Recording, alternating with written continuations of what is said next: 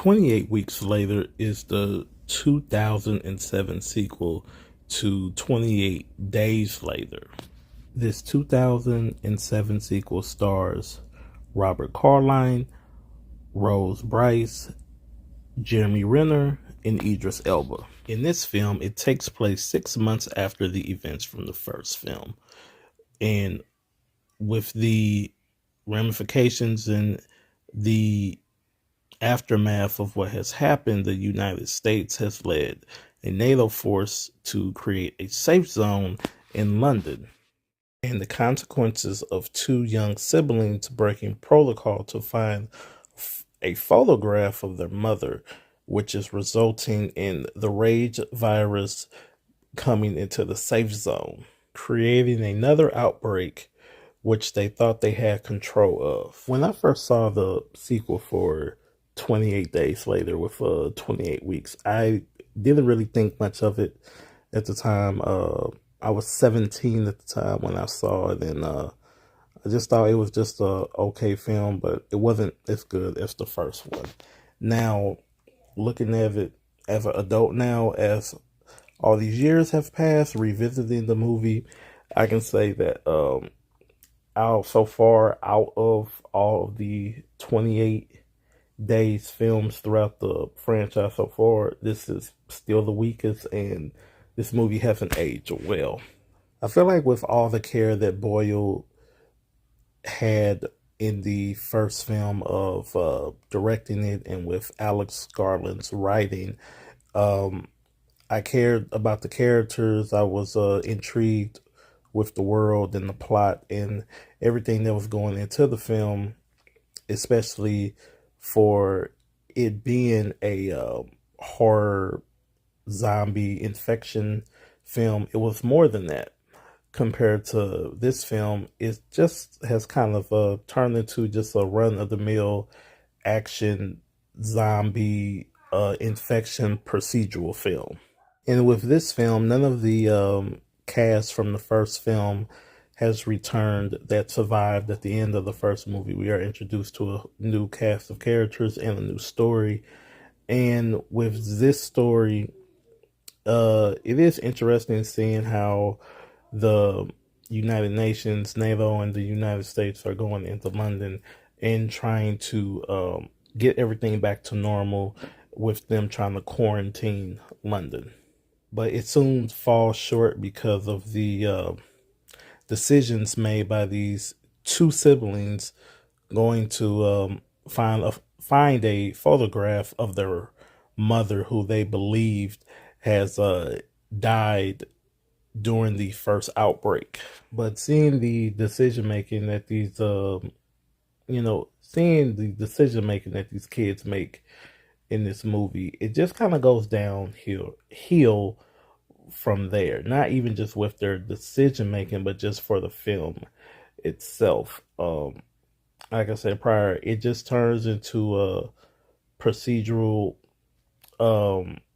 film of just what is going to happen when all these protocols are broken and the outbreak gets out again, and they're just trying to contain the outbreak again. A lot of the, I don't want to say it's negative, but just kind of the lacklusterness of the film.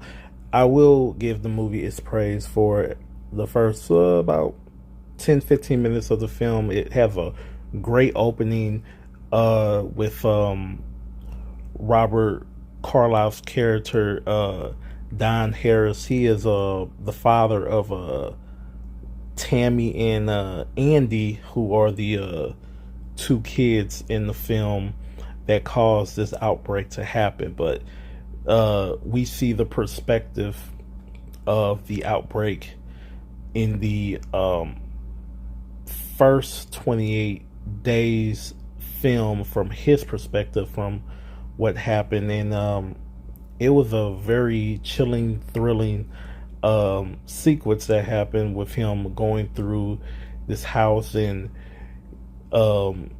getting out into the open field, and you have this open wide shot, and you have this drone um, going overhead, and it's probably like one of the best shots and one of the more memorable shots throughout the franchise. And at the time, I remember that was kind of like one of the selling points of the film, and it is probably like one of the best sequences of the film. But just like I said, from there and as the film goes on, it really isn't that much to really talk about positive throughout the movie. And with the rest of the cast, I mean, you really don't care about. They're really just generic within the roles. Jeremy Renner plays Doyle, a Delta Force sniper, and he's trying to help the kids and a lot of the civilians get out of the city. And with Idris Elba, he plays Stone, a U.S. general overseeing the District 1, and just, like I said, overseeing all of the military stuff that's going on throughout the film. And then since quarantine has been broke, it is basically just a race against time to get everybody out of the city before they nuke the whole city to get rid of the infected. And rewatching this, I think there were some interesting ideas that could have been worked with. I think, you know what, looking back at this, I think this would have been better as a series, as what the plot and the story of this was, but I just don't think it really works within an hour and 40-minute film of what they wanted to do. Just overall, with the film, like I said, didn't care for it. Rewatching it, has a decent cast, especially for the time when this came out. I know Jeremy Renner was still doing a little bit more films where he was trying to get more noticed, and Idris Elba, I know he was coming off of The Wire and trying to become more of a leading man. And Robert Cyrus, him playing the father, he was okay. Like I said, nothing that, you know, pops off of the screen for you. And the kids, they were just annoying and just aggravating throughout the film, just with a lot of the decision making that they were making. And even with the sequences with the infected and with the outbreak and all the chaos and everything going crazy, I didn't really care for the cinematography. I thought the action was just kind of generic and lazy, and just, I felt like they could have put a little bit more effort into what they were doing with this movie. And now, if you made it to the end of this video, thank you for listening to my content. And if this is your first time coming to the channel, I hope you guys enjoyed this review. And I do have other reviews on the channel, upcoming reviews for the upcoming year, and not just with movies, but with television shows. And on the channel, we'll also bring you the most up-to-date news within the film industry when it comes to movies, television, casting, things of that nature. So if you have not subscribed, hit that subscribe button, hit the like button, so you can stay informed and keep up to date with everything. Once again, thank you for tuning in to AR Movie Memos, and I will see you guys on the next review.